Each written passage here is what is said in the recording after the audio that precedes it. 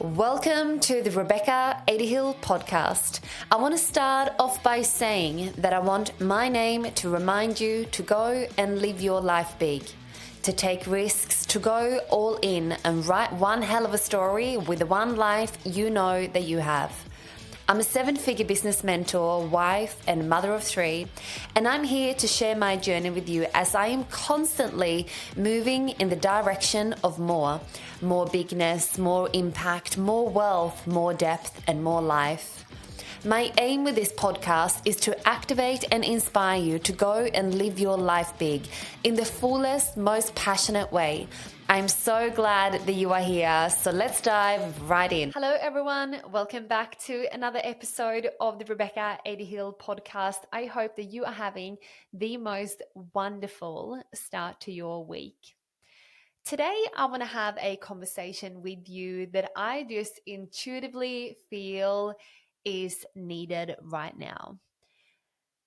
I want to talk to you about certain traits about us, about you, about me, about everyone in this world that we believe may not be good for us or we don't appreciate or even like or look at these traits in a good light because we believe we can't hold those traits or be in a certain way in order for us to do certain things. So what I mean by this, and this is often conversations I have with clients of mine who feel overwhelmed, they feel lack of confidence, they are sensitive, they easily get caught up in, stress and, they have imposter syndrome or they shy or they, whatever it might be. They say all these things about themselves that, they believe isn't a good trait to have. And I held the belief for a long time that I am extremely sensitive. And I also do believe that that's very true. I'm a very sensitive person, or I feel like I'm a very sensitive person.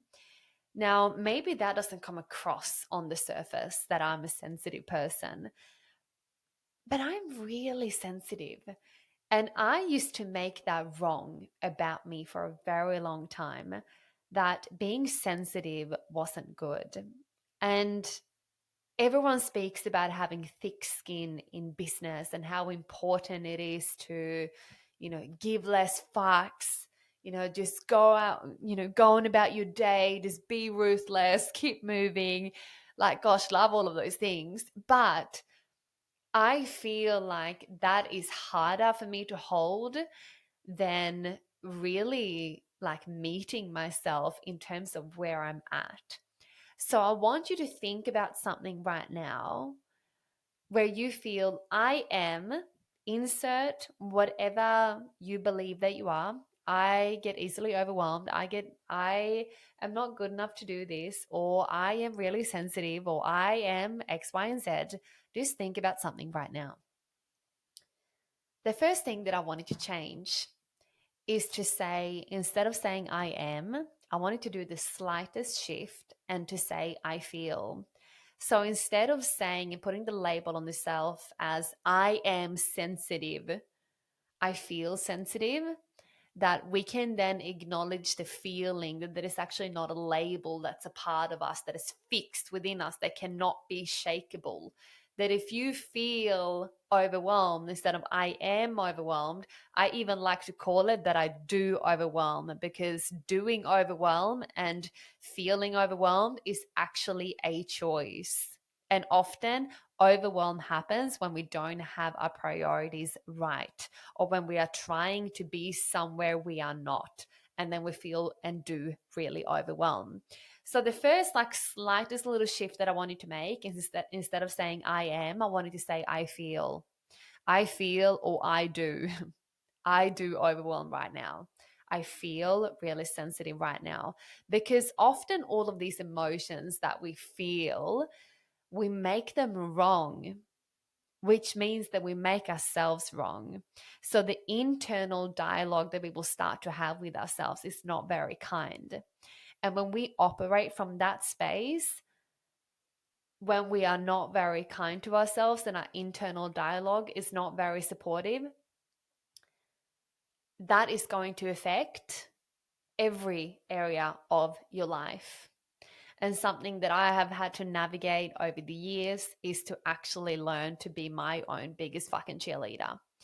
And that doesn't not just mean to like cheer me on, like fuck fear, like you're never going to feel sensitive ever again, like thick skin, be ruthless.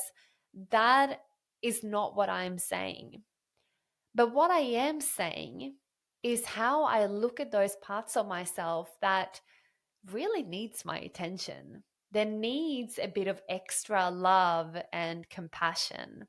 So instead of making myself wrong for feeling those feelings, I look at myself with great love and curiosity and I ask myself, Rebecca, that little girl inside of you that feels really sensitive right now, what does she need? And often the answer is like, you don't have to take things so seriously. Just go and have some fun. Take a break. Just go and have a nap. Like often it's something so small that my then body indicates what I actually need in that moment. And I almost treat it like I'm communicating with a toddler, because when we're in the heat of the moment and that feeling is really big, if you have kids, you know what I'm talking about, when the feelings are really big and all we're going to do is trying to settle that really big feeling. Guess what? We also get them as adults. But what we do as adults, we don't operate with gentle parenting for ourselves. And now I'm like, fuck yes, I am. We got to start to do this whole gentle parenting on ourselves. So what I do, I'm like, wow, I'm feeling really sensitive. I can feel my whole body kind of close up and this does not feel good for me. I feel really shaky on the inside. Oh, Rebecca, I can really feel that you are feeling really sensitive right now. I see you. What do you need right now? What do you need right now? Oh, I think I just need to catch up with a friend, or I just need to go and ask my husband to make me a cup of tea, or I just need to go for a walk, or I just need to loosen up and not take things so seriously. Okay, great. Go and do that, and then we'll come back and deal with this later.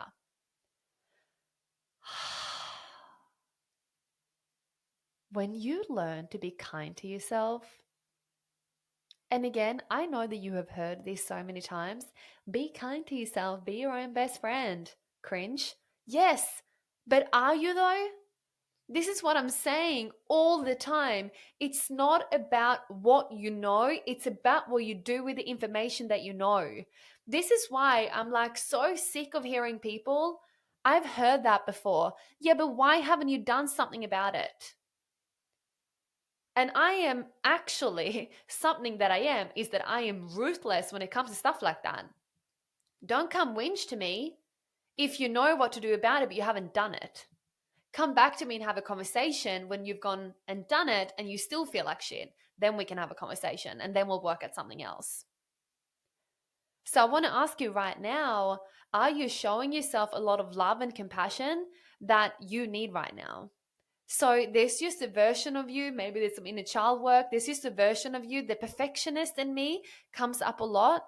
And, this stems from, my childhood, and this stems from me like dancing and performing on stage and wanting to be, maybe it's a second child thing, like always wanted to be good and I want to do well.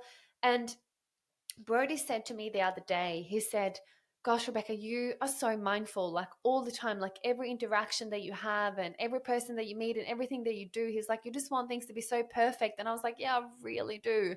I really do. I'm so mindful the way I make people feel. And I'm so mindful that, I want to make sure that everyone has a good experience. And I want everyone in my world to feel like they're the only one in my world. And he goes, so you're not exhausted? And I'm like, yeah, a little bit. A little bit. I get exhausted sometimes. He goes, that you're still a good human and you still care without it letting it like actually drain you and you feeling it consumes you. And it was such a beautiful moment where I could actually catch myself in the moment to go, oh, I am operating with this perfectionist feeling in me to the point where I finished my day feeling really flat and with no energy. And when I learned to pick that up, that pattern and that behavior in me start to show up quite frequently. First of all, I don't make her wrong anymore, especially when the perfectionist comes out. I love her. I need a perfectionist on my team. So I can be like, I see how much you want to control doing all of these things, and you also believe that no one else can do it better than you right now. I actually love that about you, Rebecca. But also, where is your time best spent right now? What would it feel like not having to control this right now? What do you need right now? What will be the worst possible outcome that could happen if you actually let someone else do this instead of you having to control everything? Oh my God, that would feel so good. Great. When we actually start to operate and start to meet ourselves where we're at versus like looking away from it, pretending that it's not there, because it is there. And if we ignore it, it will show up even bigger, with even bigger emotions, and that will cause even a bigger ripple effect. Can you see what I'm saying here? So instead of like ignoring it, no, I don't feel fear. No, I'm not overwhelmed. No, I'm fine. I'm not stressed.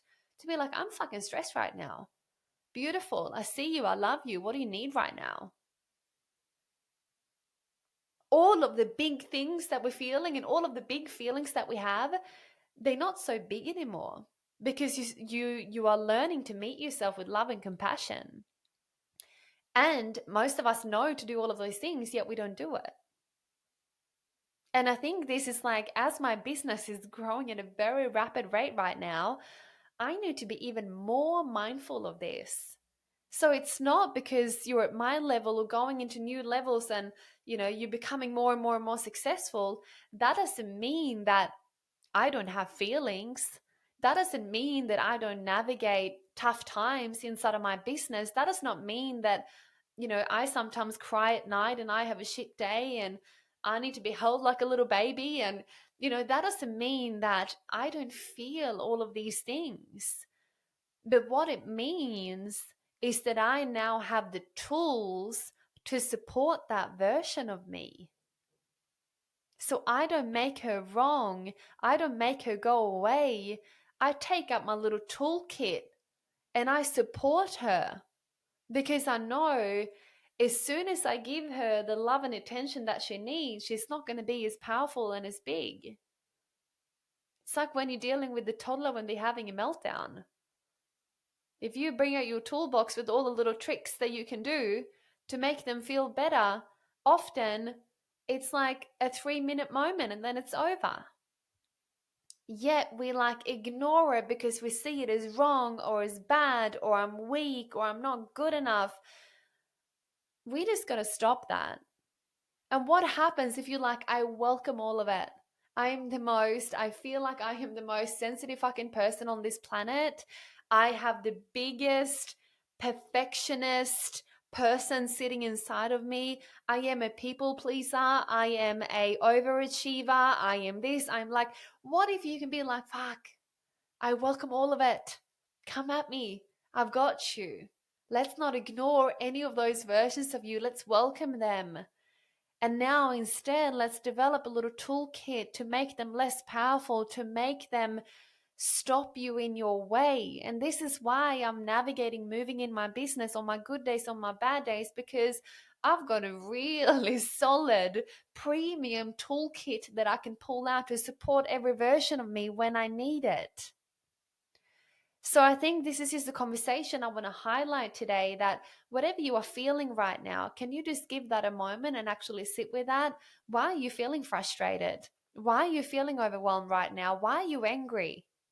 Why are you feeling this frustration coming out in all different areas of your life? Instead of like, I'm not frustrated. How can you meet that person, that version of you, to be like, maybe you just need a fucking break. Maybe you need to go and check in at the spa for half a day. Maybe you need to have a really hard conversation with someone. Maybe you need to burn a few bridges that are not supporting your evolution.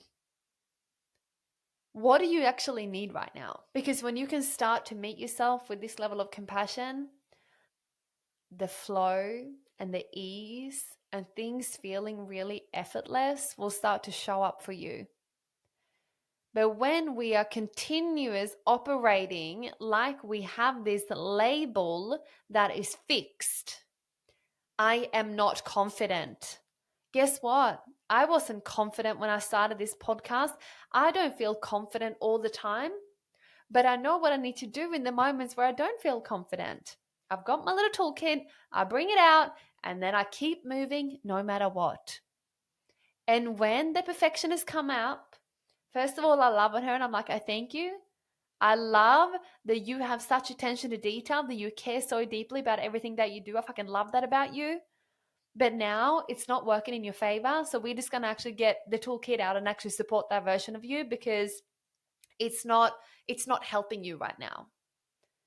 And I think this is the most challenging part, especially if you don't have a coach or a mentor right now. They can help you actually call out a blind spot like that, because often we don't know that we are operating from that space because we're so in the heat of the moment. We're so in it. We actually haven't taken the time to zoom out. And this is why I believe spaciousness and having that space in your calendar, a lot of white space, a lot of flow, a lot of spaciousness in your life is absolutely essential in order for you to have mental clarity. And this is another reason why my husband and I stopped drinking, close to 8 months ago now, that I was never a heavy drinker. We're talking like a glass of wine here or there, or maybe beer on the weekend.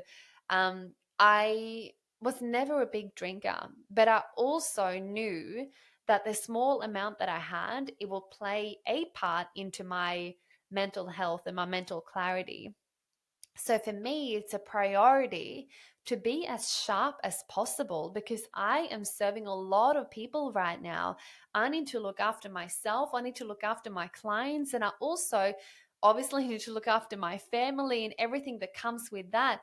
I need to be at my best, knowing that I am not perfect. So instead of aiming to be perfect, I aim to really build on my toolkit so I can support all of the versions of me that are not supportive, or that are not, being at, showing up for me in a light that is going to accelerate or support my growth, for instance. The last thing that I want to mention before I wrap up today's episode is that you always have a choice. I don't know who needs to hear this right now, but you do have a choice. Whether you believe it or not, you are still choosing. Whatever is happening for you right now, if there's something inside of your business or inside of your private life, whatever is going on for you right now, you have a choice. If this is around friendships or not pursuing your friendships, or if there is something else there that you're like, I'm so frustrated about this situation, you have a choice. And every time you are not choosing, you are still choosing.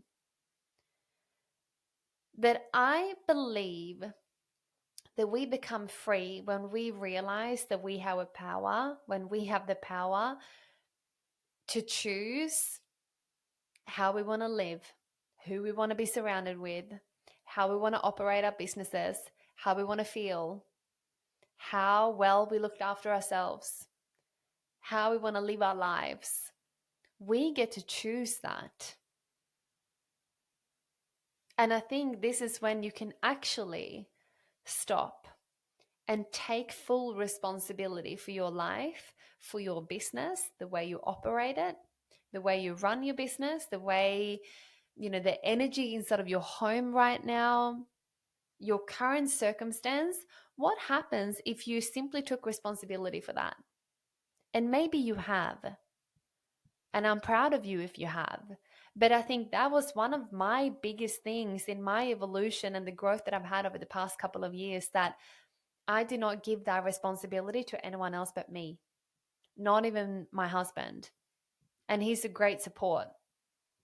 But he's responsible for his life.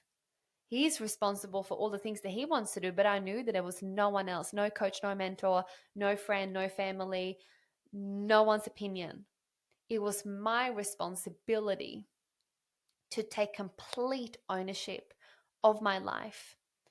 Every part, trait, quality about me develop a really fucking solid toolkit to support every version of me, then gain crystal clear clarity in terms of where I want to go. And I knew in that moment, once I made up my mind, and up until this state and moving, there is nothing that can stop me in my way. But I know that me as a person and the way I feel and my internal state, my mental health, my wellness, my health full stop is essential, my mental clarity. In order for me to get to where I want to go, I need to make sure that I am at my best. So often it's not about what we know, it's about what we do with the information that we do have. Feel into this for you right now. How can you change something today that is going to support a version of you, a trait of you, a current situation, to change that, to try and go in a different direction, or even amplify the things that are working really well in your life right now? I want you to take a moment and realize how powerful you are. And even if there are certain things in your life right now that you can't control, you can still control the way you look at those things, and you can still control so many other things, because don't try and control the things you can't control and fall victim to the things you can't control. I hope that you have loved today's episode. If you needed to hear today's episode, I will actually love if you dropped into my DMs and let me know, to go, Rebecca, you were in my mind. That was just what I needed to hear. I'm also very excited to see you back here next week for another episode. I'm wishing you the most wonderful day, and I will see you back next week.